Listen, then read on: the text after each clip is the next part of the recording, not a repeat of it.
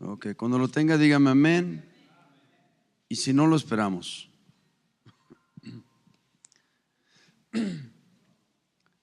Hebreos capítulo 12, versículo 1 y 2.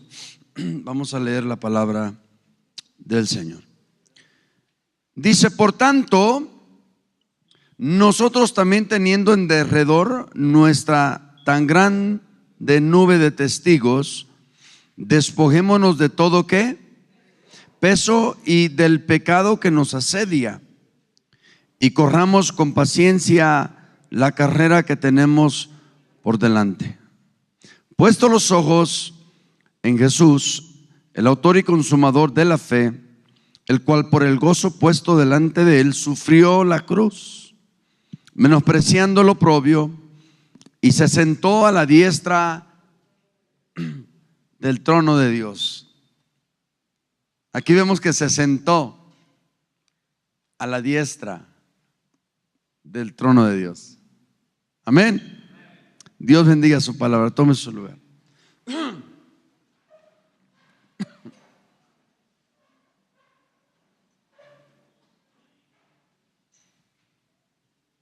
Hoy vamos a hablar sobre el tema: puestos vuestros ojos en Jesús.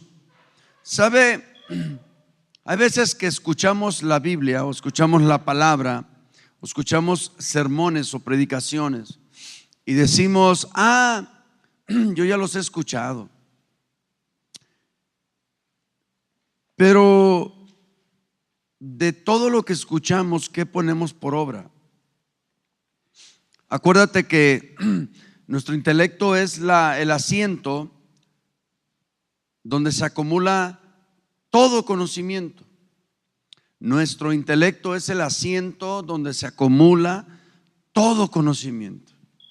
Y el intelecto puede dar fe de cuánto sabemos o de cuánto conocemos, pero nuestro espíritu da fe de cuánto ponemos por obra, y eso se manifiesta. Entonces vivimos tiempos en los que las personas con mucha facilidad se distraen o se descuidan, y en ocasiones hay consecuencias catastróficas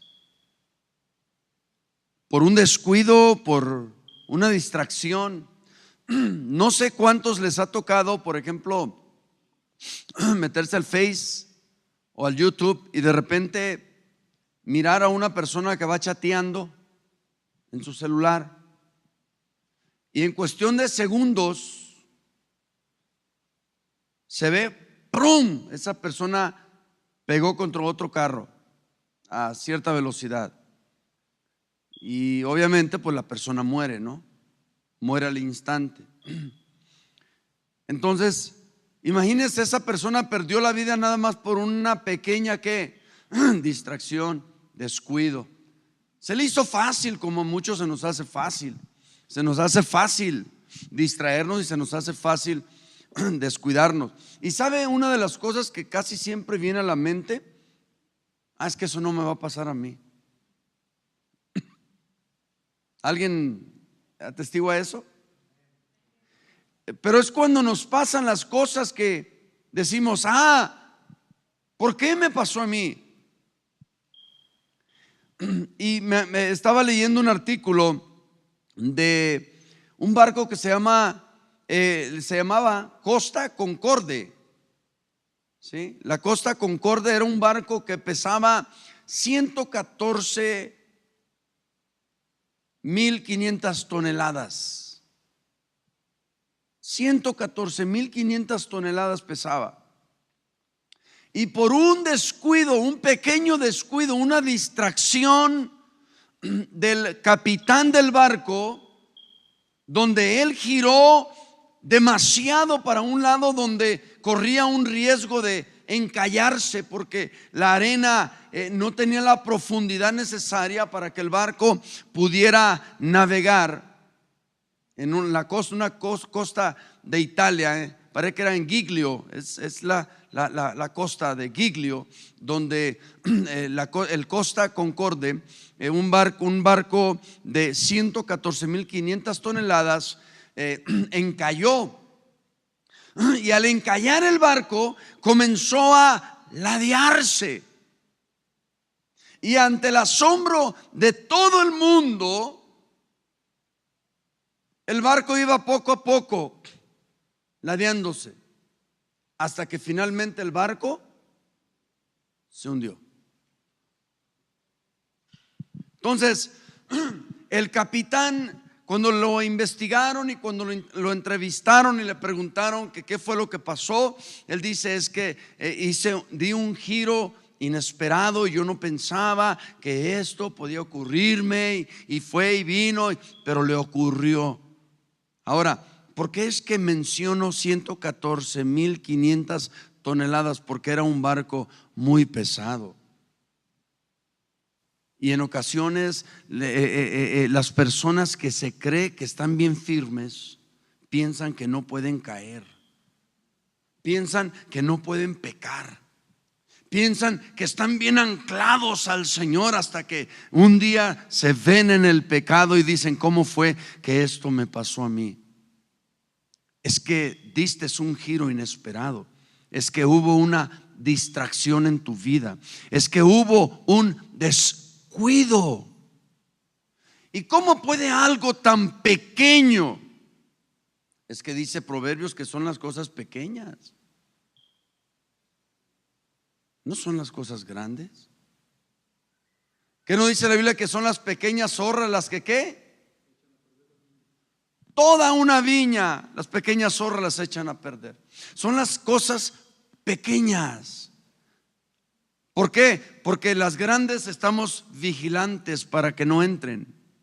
Pero son las pequeñas donde nosotros, en un descuido, en un momento de distracción, en un giro inesperado, en un abrir y cerrar de ojos chateando, ¡pum!, le pegaste al tráiler y te llamabas y ya no existes. En un momento de locura, en un momento de pasión, en un momento de descuido, en un momento de no pensar, en un momento de debilidad, en un momento de apartarte de Dios, en un momento donde tú crees que tú puedes lidiar con la situación o la circunstancia, en un momento en el que tú crees que tú tienes todo bajo control, porque estás pesado espiritualmente. Mas 1 Corintios capítulo 10 versículo 12 dice que aquel que se cree. Note, me gusta esa expresión del apóstol, porque dice alguien búsquelo ahí, por favor. Dani, búscalo en la Nueva Traducción, por favor, para ver lo que dice. Esto es importante. ¿Por qué? Porque estamos hablando sobre el tema: puestos vuestros ojos ¿en quién? Si usted supiera cuántas personas se van de las iglesias porque alguien les cae mal, porque alguien les hizo algo.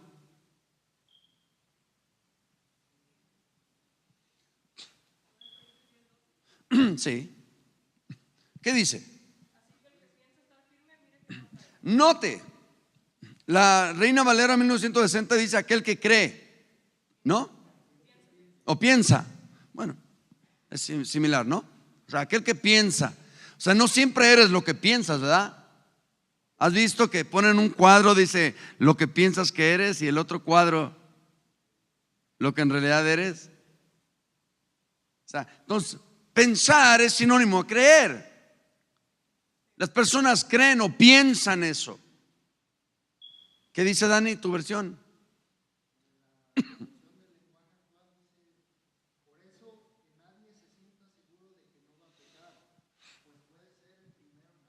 Claro. De hecho, en el momento en el que tú te sientes seguro de que no vas a pecar, ya pecaste. Porque antes de la caída, ¿qué?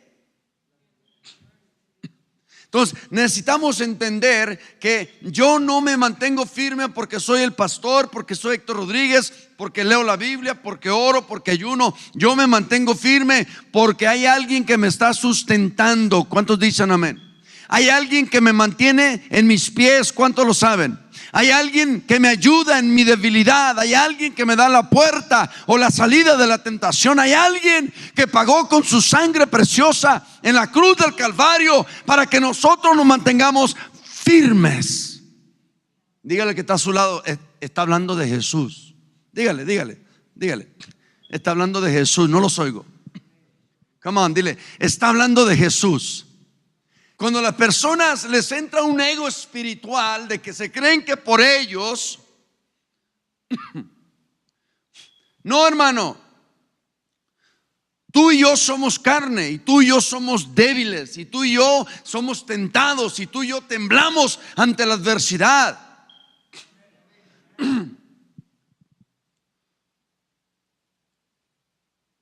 Por eso necesitamos entender esto. La palabra de Dios acabamos de leer, y no voy a hablar de Hebreos 12:1, habla de la carrera y todo esto, pero me quiero enfocar más en poner los ojos en Jesús. Esta expresión de puesto los ojos en Jesús tiene el origen en la palabra ver. Puesto los ojos en Jesús trata de ver. ¿Te acuerdas aquellos dos griegos que llegaron donde Jesús estaba predicando y les salen los discípulos y les dicen, ¿sí, en qué les podemos ayudar? Y ellos dijeron, queremos ver a Jesús. Queremos ver a Jesús. La gente quiere ver a Jesús. ¿Sabes? La Biblia dice que en Romanos 8:29 dice que nosotros fuimos predestinados para ser hechos conforme a la imagen de ¿quién? De Jesús. Nota, ¿sabes cómo es que lo quieren ver a Él? ¿Y sabes cómo es que lo van a poder ver a Él? A través de nosotros. La gente va a ver a Jesús a través de nosotros. ¿Cuántos están aquí? Entonces, esta expresión tiene el origen en ver, es decir, que nuestra atención no debe estar dividida o distraída en otras cosas, sino fija con un solo objetivo: Cristo Jesús, nuestro Salvador. La palabra habla de doble ¿qué? Ánimo. ¿Y sabes qué es doble ánimo? Estar dividido. Dividido tiene que ver, escucha, dividido es lo contrario a íntegro.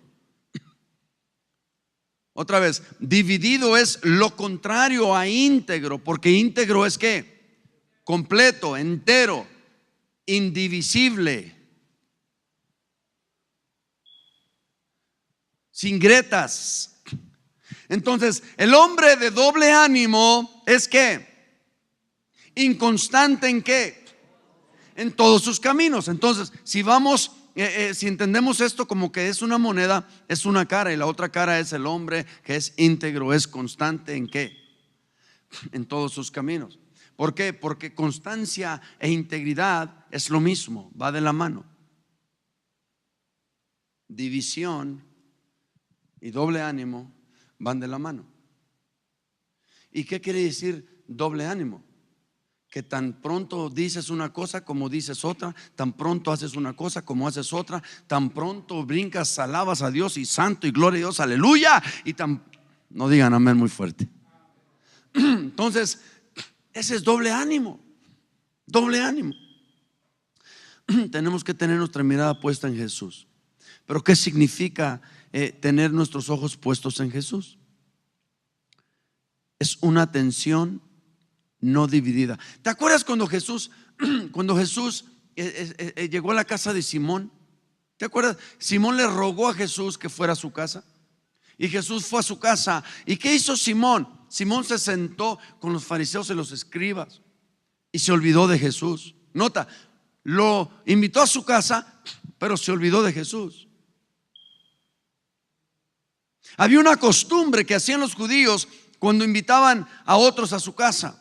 Esta costumbre constaba de tres partes. Una, le tenían que dar una tinaja para lavarse las manos y los pies, porque la mayoría de la gente andaba raíz o en sandalias, los que ya tenían algo de economía, pero aún con las sandalias se ensuciaban los pies. Por eso en las bodas de Canaán, Juan capítulo 2, la Biblia dice que había cántaros, los que mandó Jesús llamar, pedir. Esos cántaros que estaban afuera de la entrada era donde se lavaban las manos y los pies. Esta es una costumbre judía. Lo primero que tenían que hacer cuando invitabas a alguien a tu casa era darle para que se lave las manos y los pies. Después tú los recibías con un beso, y después tú ungías su cabeza con aceite. Este era un ritual. Acuérdate que los judíos tenían 618 entre rituales y mandamientos. Entonces este era parte de un ritual de que yo te invito a mi casa y era mostrar una aceptación hacia tu persona y una distinción de honor. Y cuando Simón invita a Jesús a su casa, lo invita pero lo desatiende. Entonces se agarra hablando con los fariseos y los escribas. Y entonces Jesús está en la mesa ahí con otros. Y la Biblia dice que de la calle llega una mujer y se le tira a los pies y comienza esta mujer a hacer las tres cosas que este Simón no hizo. La Biblia dice que estaba llore y llore y llore y con sus lágrimas, ¿qué hizo? Lavó sus pies, se los secó con su cabello. ¿Y qué hizo después de eso? Dice que sacó de entre sus enseres un alabastro, un frasco de perfume. ¿Y qué hizo con él? Le ungió los pies. ¿Y después qué hizo? No cesarlos. ¿Y qué hizo? ¿Qué hicieron los fariseos y los escribas? Si este supiera quién es esa mujer. O sea, ellos ya la conocían. ¿Sí lo entiendes? Si este supiera quién es esa mujer. Y entonces la Biblia dice: Jesús, sabiendo lo que estaban divulgando, dice, parafraseando, le dijo: Simón, vine a tu casa, no me diste para lavarme las manos, no me diste un beso en las mejillas. De hecho era un beso en cada mejilla. No me ungiste mi cabeza con aceite.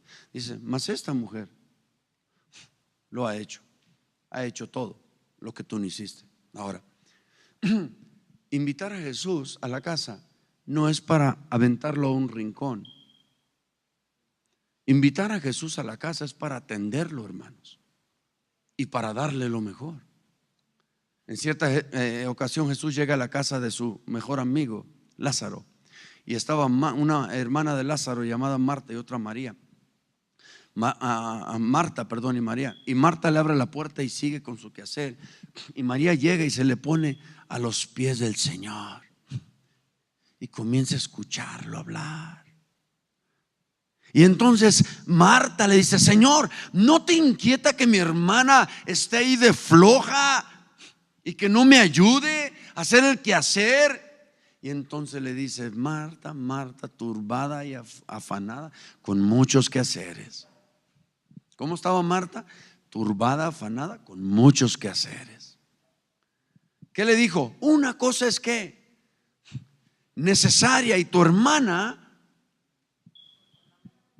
A ver, díganme a mí las hermanas, porque las veo medias. Dice: una cosa es necesaria y tu hermana ha escogido ¿qué? O sea, quiere decir que la otra es buena también. El quehacer, el trabajar, todo eso es bueno. Pero hay una mejor parte, diga conmigo, mejor parte.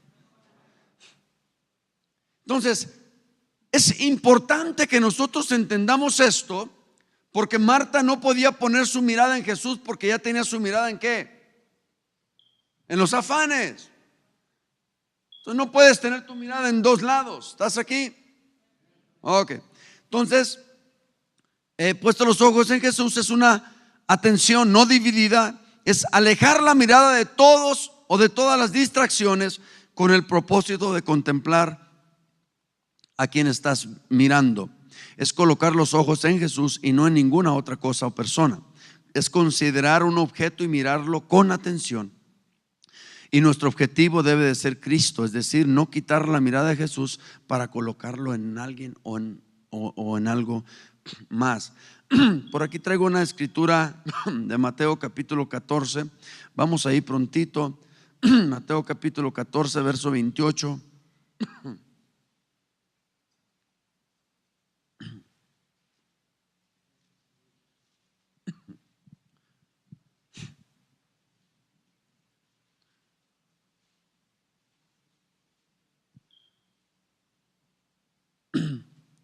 ¿Ya lo tienes? Ok, ¿qué dice?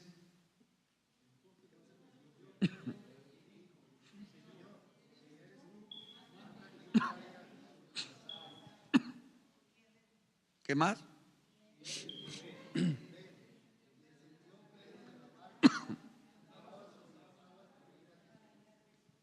Ok, mira. Yo creo que todos conocemos esta situación, ¿no? Jesús de repente se les aparece a los discípulos en la madrugada y camina sobre el agua.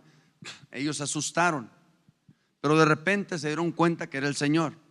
Entonces, nota, por ahí en el 20, leímos el 28, parece que el 27, lo primero que les dice es que, ten ánimo. Ok, estuvimos hablando de esto también el miércoles pasado.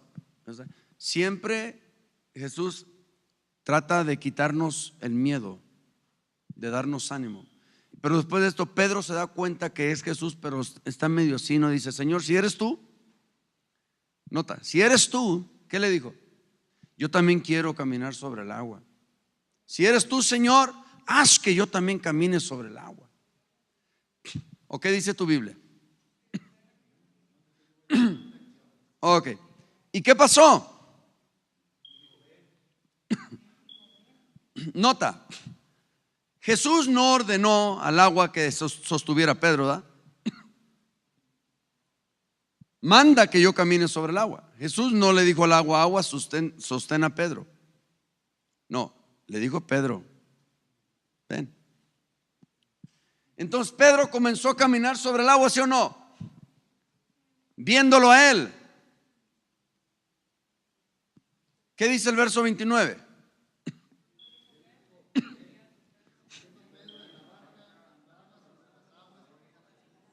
Nota, andaba sobre las aguas para ir a Jesús. Cuando tú vas a algún destino, lo primero que tienes que hacer es ir viendo hacia dónde vas para que puedas llegar a tu destino, ¿cierto? Pedro tuvo que ir viendo ¿a quién? A Jesús para poder ir hacia él. El verso 30, ¿qué dice?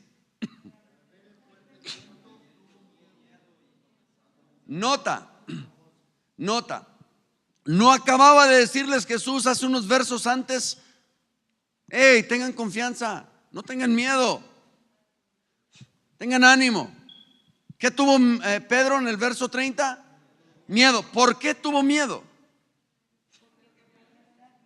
¿Porque qué? Porque dejó de mirar a Jesús. Vio el viento. Cuando tú te topas con una circunstancia, cuando tú te topas con un problema, cuando tú te topas con una enfermedad, tú puedes hacer una de dos cosas: o te enfocas en ese problema,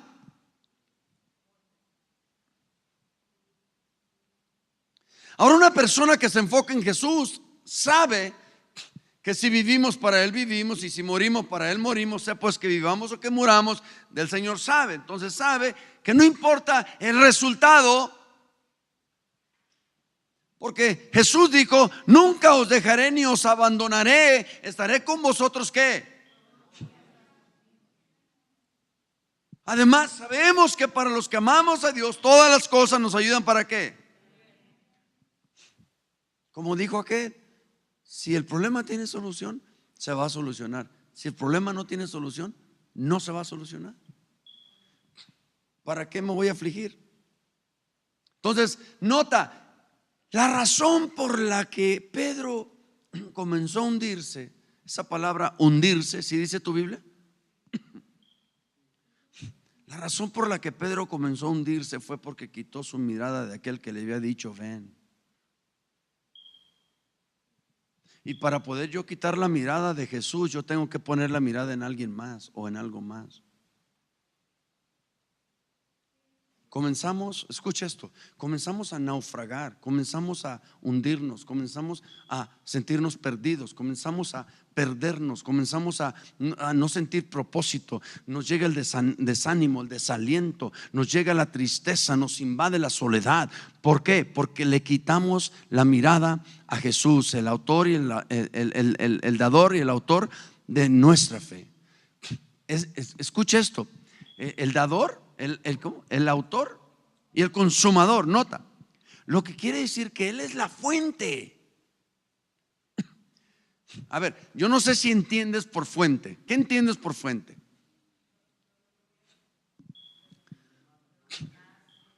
El origen, o sea, de donde proviene. No hay, oh, gloria a Dios.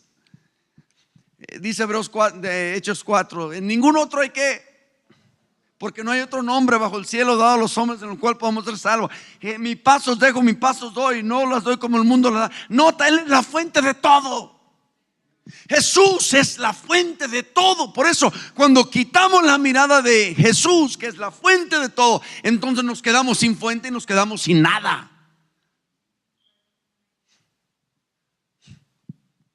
Y entonces tenemos personas que egocéntricas espirituales, orgullosas, altivas, soberbias espirituales, que creen que por el hecho de que soy cristiano ya la hice y estoy pesado, y entonces 114,500 toneladas se tuvieron que ¡pum! Y aquel barco que ni Dios podía tumbar, un conito de nieve, ¡pum! Aquel que se cree estar firme, mire que no caiga. Aquel que cree que está firme, mire que no. Aquel que cree que la puede hacer sin Dios, mire que no. Aquel que se separa de Dios, mire. Aquel que se congrega cuando quiere, mire. Aquel que lee cuando quiere. Aquel que no leemos la Biblia porque somos cristianos, leemos la Biblia porque necesitamos alimentar al espíritu, al hombre espiritual.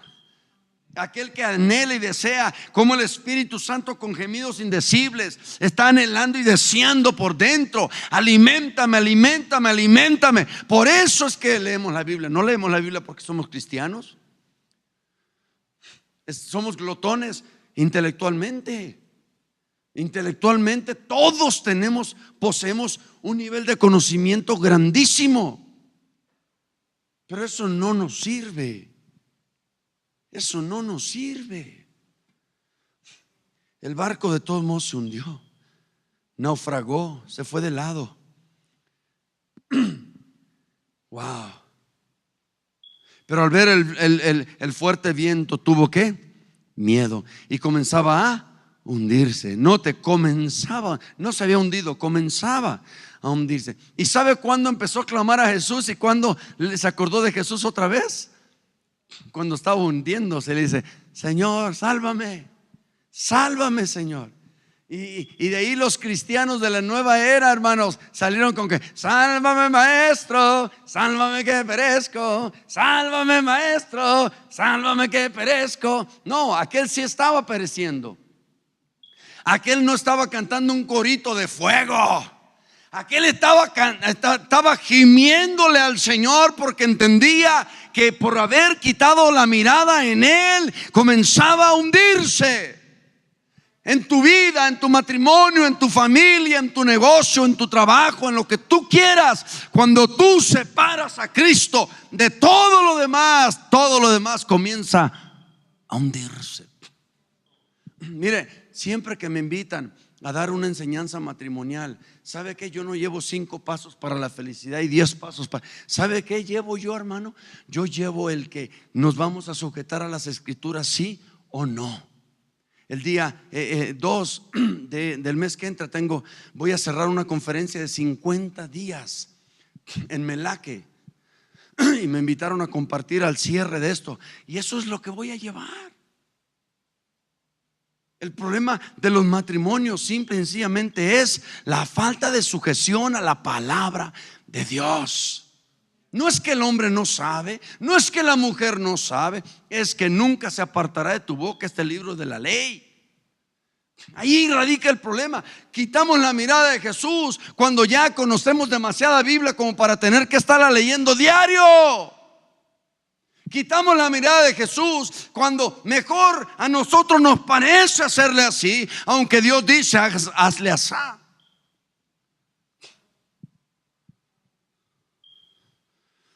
Comenzó a hundirse. 1 Timoteo 6, 9 y 10. Me quedan 5, 10 minutos nada más. 10 minutos, vamos a aprovecharlos. 1 Timoteo 6. ¿Ya estás ahí?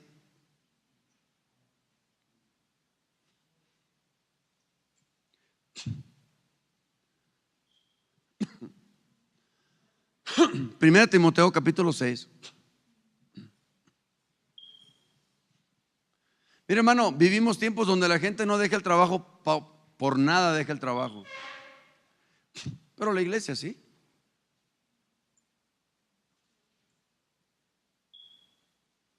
pero la familia sí.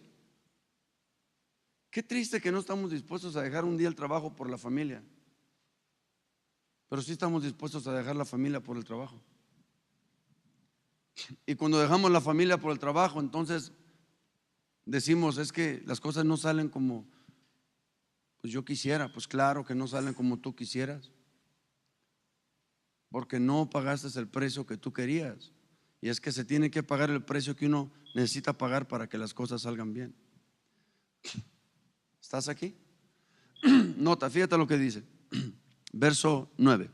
Porque los que quieren enriquecerse caen en tentación y lazo.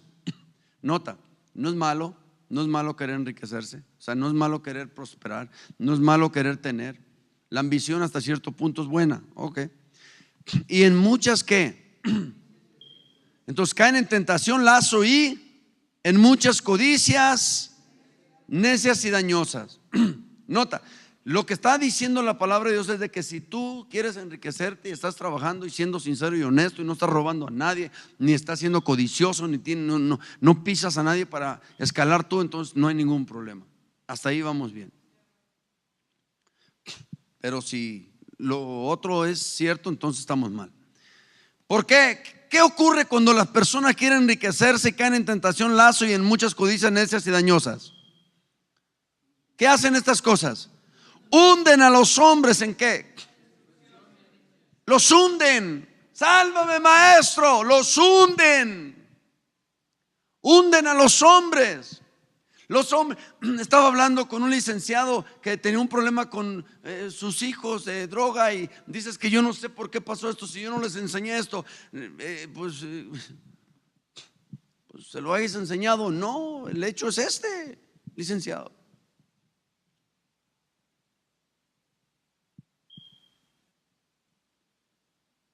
Pues es que yo casi nunca estaba en mi casa.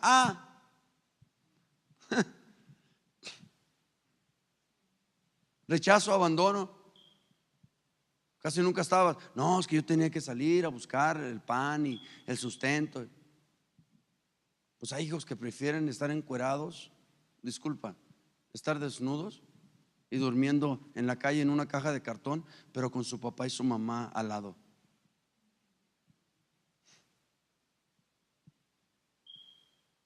Es que yo tenía que salir atrás. No, no tenías que. Lo hiciste porque quisiste, porque caíste en el lazo, porque estaba la tentación. Si te importaran tus hijos, hayas estado ahí con ellos, les hayas dado lo más valioso de ti, que es tu tiempo. Les hayas enseñado los valores más fundamentales, el amor, amándolos, la humildad, dejando cosas por ellos.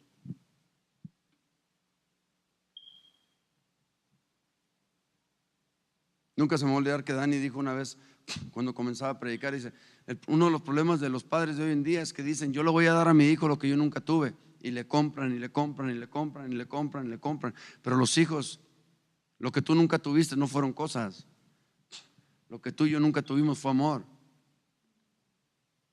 Tú no tienes idea cuántas veces, hermano, de repente comienzo a llorar, y a veces como traigo mi lente ni mi esposa se da cuenta, porque extraño a mi madre.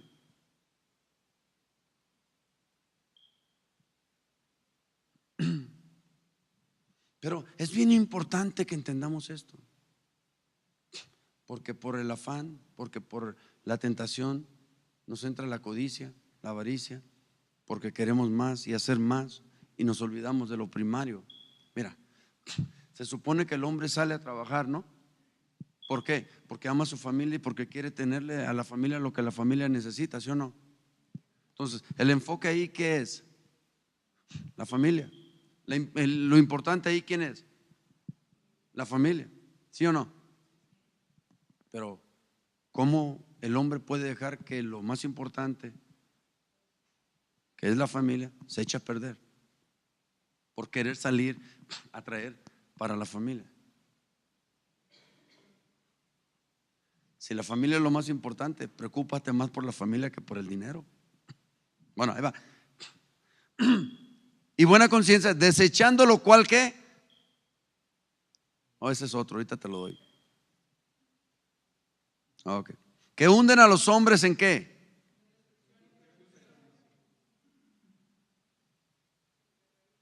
El que te estaba leyendo es 1 Timoteo 1:18. Vamos a ir prontito, ya. Me quedan 5 minutos.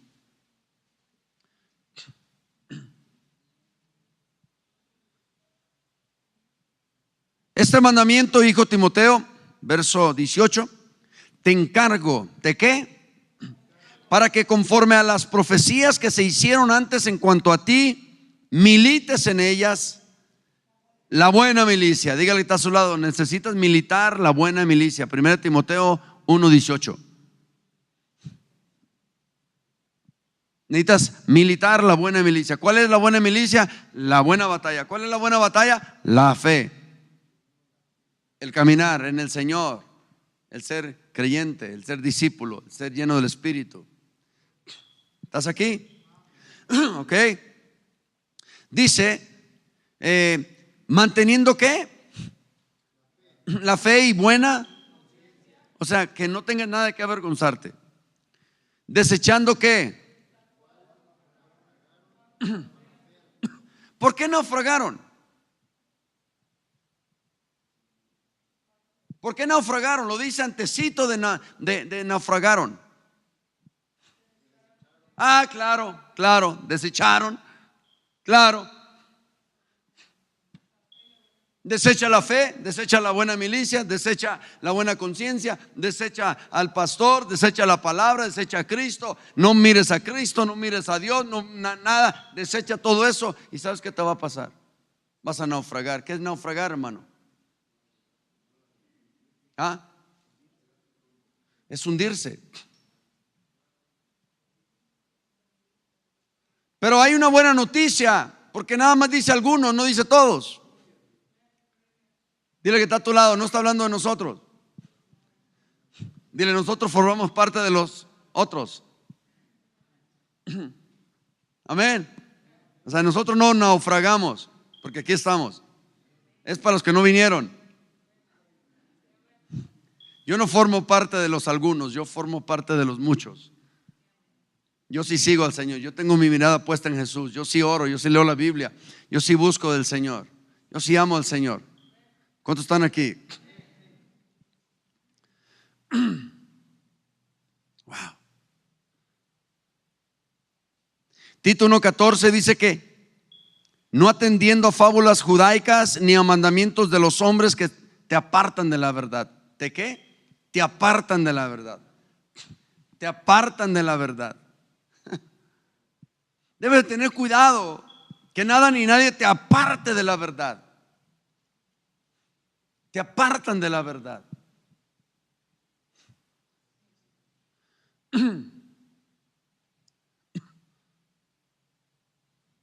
Entonces, tener la mirada en Jesús es decir, que nuestro corazón y nuestra mente estén siempre en Cristo. ¿Cómo? Practicando la palabra que Él nos ha dejado a través de las Escrituras. Si tú no conoces lo que Jesús dejó a través de las Escrituras, para eso mandó el Padre al Espíritu Santo, para que te recuerde. ¿Qué, Dani? ¿Qué va a recordar el Espíritu Santo? ¿De qué nos va a hablar? Todas las cosas que hizo el Señor. Todas las cosas que hizo el Señor. Entonces nuestro corazón y nuestra mente deben estar siempre en Cristo, practicando la palabra que Él nos ha dejado a través de las Escrituras, siendo obedientes en no dejarnos llevar por las cosas que no provienen de Dios, y que a pesar de las dificultades confiemos en que nuestros ojos puestos en Jesús será más fácil. Escucha, en que cuando tenemos nuestra mirada puesta en Jesús, nuestros ojos puestos en Él, lo estamos viendo a Él, nuestro caminar va a ser más fácil. Salmo 119, 115, lámpara es a mis pies, tu palabra y lumbrera. Nota, se convierte más fácil el andar en Jesús cuando ves por dónde vas. El miércoles te hablé de la aflicción, y la aflicción te ciega, no ves. Y cuando no ves para dónde vas, te turbas. Pero el salmista David dice, lámpara es a mis pies tu palabra y lumbrera mi camino, de tal manera que podemos ver a dónde vamos. Y cuando ya vemos con claridad, hermano, hay bendición, porque ya nada más es cuestión de trabajo. También significa no tener la mente dividida, o sea, no tener el corazón dividido. en dos pensamientos. Primera Reyes 18:21. Y acercándose Elías, dije Elías, hermano Ramón, no Elifaz, ni Bilbad, ni el otro, ¿cómo te dije que se llamaba? Los tres amigos de Job. Acercándose Elías a todo el pueblo, dijo: ¿hasta cuándo claudicaréis vosotros entre qué? Dos pensamientos. La última vez que el pastor Luis estaba predicando sobre este tema, tembló en Antioquía, en la colonia Ejidal. Cuando el pastor estaba hablando de esto, tembló en la iglesia. Esa noche nunca se me va a olvidar. Estaba el pastor hablando sobre este tema: ¿hasta cuándo claudicaréis vosotros entre dos pensamientos? Tembló, y me acuerdo que todas las mujeres corrieron para arriba, a agarrar a sus hijos, porque los niños estaban en la segunda planta. Estoy hablando de hace ya como 14, 16 años. ¿Hasta cuándo claudicaréis? Estaba el profeta en el monte Carmelo, estaban 450 profetas de Baal, y el pueblo estaba entre: pues yo no le voy a ninguno, yo le voy al que gane. Y entonces el profeta le dice: ¿hasta cuándo claudicaréis entre dos pensamientos? ¿Sabes qué causa doble ánimo? ¿Sabes qué causa dos pensamientos? Causa distracción.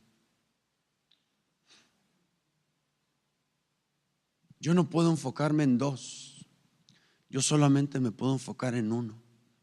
En una familia, en un matrimonio, en una iglesia. Escucha esto. Nosotros vamos a cumplir aquí 24 años en julio. Y en 24 años Dios nos ha permitido, para la gloria de Dios, levantar algunas iglesias, templos y congregaciones. Hemos ayudado.